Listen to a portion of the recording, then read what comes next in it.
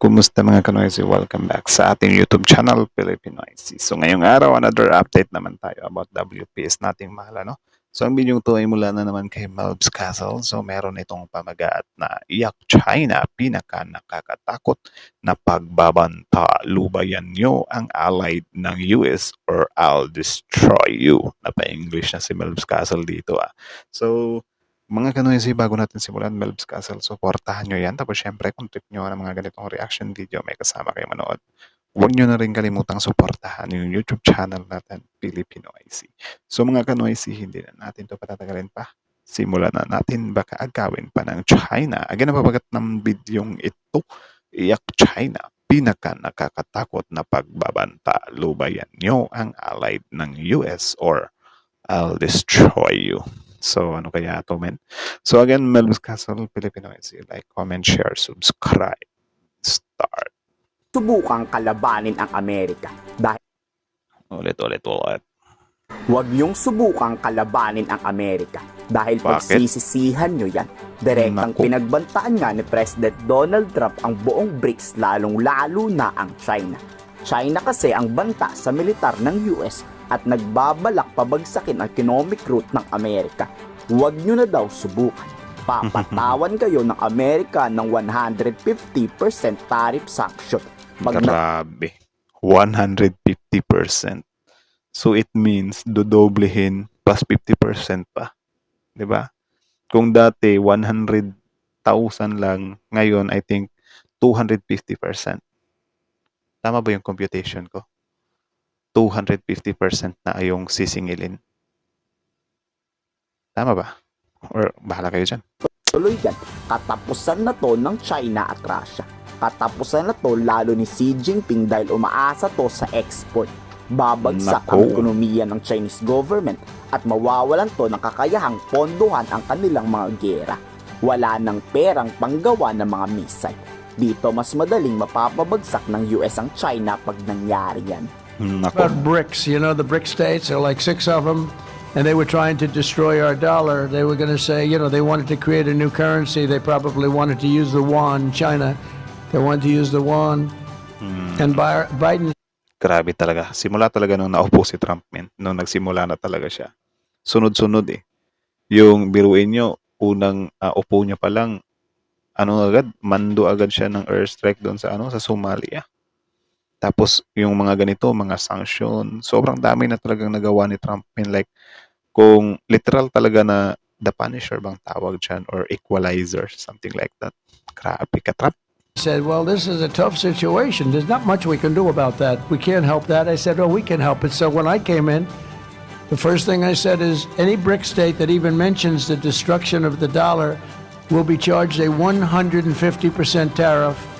And we don't want your goods. We don't want to partake. And the BRIC states just broke up. I don't know what the hell happened to them. We haven't heard from the BRIC states lately. Yung dollar dito sa Pilipinas, pumapatak na ng 58 to 60. Grabe. But he said that wasn't much we could do about it. There was a lot. It took once, literally. They said, sir, what about the BRIC states? They're going to take over the dollar, the sanctity of the dollar. They're going to create a new currency to rule the world. I said, no, they're not. They said, yes, they are, sir. They said it. I said, no, they're not. Tell them 150% tariff. Yes, sir, it is. No, they're not. No, they're not. Yung talaga ni Trump eh. Plus, we're not going to do business with them. And that includes China. Oh. Tingin nyo anong sagot ng Chinese And that includes China. O, kita nyo kung gaano pinag-iinitan ang China ng Amerika. Paano di pag-iinitan naghahari-harian? Diba? Deserve niya yan. Parang mapalo man siya. Foreign Ministry dito. Hindi nga sila nagyabang. Tumahimik lang. Parang pusa ang China na tila ang amo-amo. Hindi daw gagawin ng China kalabanin ng US at handa raw ang China makipag-usap para sa win-win cooperation. Nako, yung yung react natin bago to, kasi nag-react tayo, ewan ko kung baka bukas ko yun i-upload yung na-react ko or ngayon, nakadepende Friday ngayon eh. So, it's either Friday or Saturday upload ko yung statement ng Chinese na parang hinahamon nila or minamalit nila yung Amerikano na kesyo mas malakas daw sila sa Amerika. Wala daw binatbat yung Amerika sa kanila. Tapos ito ngayon makikita natin na biglang ano naman, hindi sila papalag sa Amerika. Like, paiba-iba ng ano tong Chinang to ah. Tila nagmamakaawa ang China ngayon na wag sanksyonan ang China ng 150%. Dito Ang bigat mahalata niya. mo na takot pa rin ang China mapaggera sa US dahil kulang pa ang pera nilang pampondo pag nagkaroon ng digmaan. 为新兴市场和发展中国家合作的重要平台，倡导开放包容、 Tara. BRICS advocates openness, inclusiveness, and win-win cooperation, 合作共赢，不搞阵营对抗， not 不 black 针对第三 confrontation, 方， and does not target 为的 any 是实 third 现共同 party. 发展 The aim is to realize common development and 和 prosperity. 普遍繁荣。中方愿继续同金砖伙 China stands ready for continue working with BRICS partners to deepen practical cooperation in various fields. And okay, so parang kampi pala siya sa BRICS. 伴一道， Kaya 深 pala 化 damay 各 siya. 领域务实合作，为世界经济持续 Make 稳 more 定增长 contributions to the 做出更 continued 多 steady 贡献。 growth of the world economy. 关于美国加征关税的问题， Ito na. On US tariff hikes, China has made clear its position more than once. Apektado eh. Ito yung mas nakakatawa sa China, men. Kasi kapag sila yung ginantihan ng bansa na inuogag nila, umiiyak sila, men. Nagpapabiktim sila. 中方已多次阐明立场：贸易战、关税战没有赢 Trade 家 and，tariff wars, sabi ko sa inyo, predictable talaga. Trade and tariff wars have no winners and undermine the interests of people from all countries. Sige, given na, trade and tariff wars have no winners. Pero sino yung unang lulubog? Yun yung question dyan. Kaya nga, sobrang lakas ng Amerika or sobrang confident ng Amerika na magkaroon ng tariff wars kasi alam nila na hindi sila yung unang babagsak. 'Di ba? For sure, nakikita nyo sa mga balita-balita, grabe na talaga yung ekonomiya ng China. Ewan ko kung nakapokus lang sila sa mga pandigma nila, no? Kasi yung ekonomiya nila pabagsak na daw eh. 损害的是各国人民的共同利益。 Matalino talaga tong si Trump. Once kasi na magkagera, sisiguraduhin ng US na mawawalan ng sapat na pera ang China para matalo to ng Amerika. Pag wala na kasing pera ang isang bansa, saan sila bibili ng armas pang digma? Diba? Tama. Kayo, anong masasabi niyo sa pagbabanta ng US? Ikomento sa baba ang iyong saloobin. Ay nako, so deserve din nila yan. 'Di ba?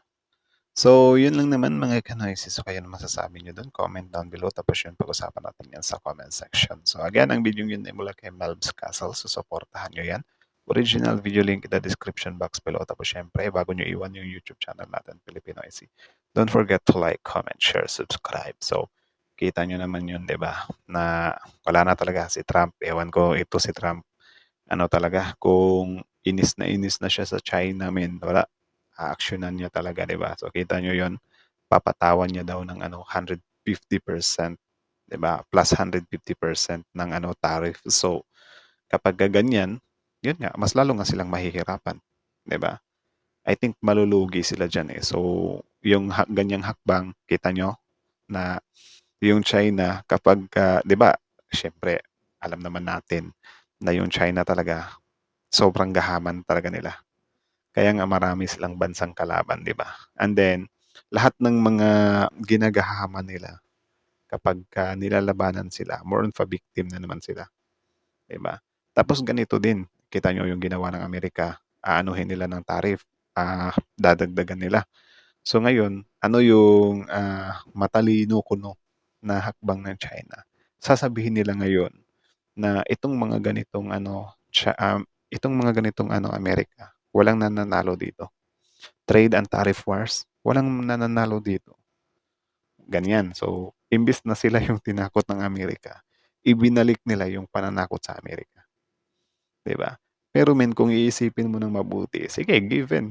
Walang mananalo dyan. Pero ang tanong, sino yung unang malulugmok? 'Di ba? Amerika, sobrang ng resources nila. So, itong China ba, imbis na gawin nila yung ayaw ng Amerika, like for example, kasi syempre may pinaghuhugutan yan eh. So, imbis na i-correct ng China yung mga pagkakamali nila, ang ginagawa nila, binabalik nila ito or binabalikan nila gamit lang yung mga salita. Akala siguro nila makukuha nila sa ganyan lahat, especially Amerika. Yan nga din yung ginagawa nila sa Pilipinas, di ba? Kapag tayo, nagpapalakas tayo, anong sasabihin nila? Pinapangunahan nila tayo. Pilipinas, wag kang ganyan. Naghahanap ka ng gulo eh. Like, men, dati pa naman, wala pa sila sa puder natin. Wala na talaga, meron na talaga tayong, or wala pa tayong issue between China. Meron na talaga tayong plano na magpalakas, maglagay ng depensa sa bansa natin, mag-training ng mga sundalo. Kasi yun yung dapat talaga na gawin ng isang bansa. Para if ever magkaroon ng WW Wars, something like that, WW3, ready yung bansa. Hindi tutunganga lang. 'Di ba?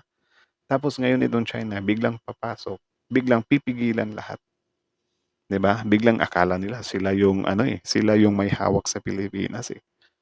'Di ba? Biglang ng mga bawal eh na, "Oy Pilipinas, wag kayong bibili ng Typhoon missile ha." Like mapapaisip ka na lang, anong paki niyo kung bibili kami? 'Di ba? Ay nako. So yun lang naman men. So kayo na masasabi niyo doon kay Trump? Ano ba kayo? Saan ba kayo mas naniniwala doon kay Trump ba or kay sa China about doon sa trade and tariff wars na yan So comment down below and then yun, Melbs Castle original video link in the description box below. Tapos yun, Filipino IC. Like, comment, share, subscribe, Filipino IC.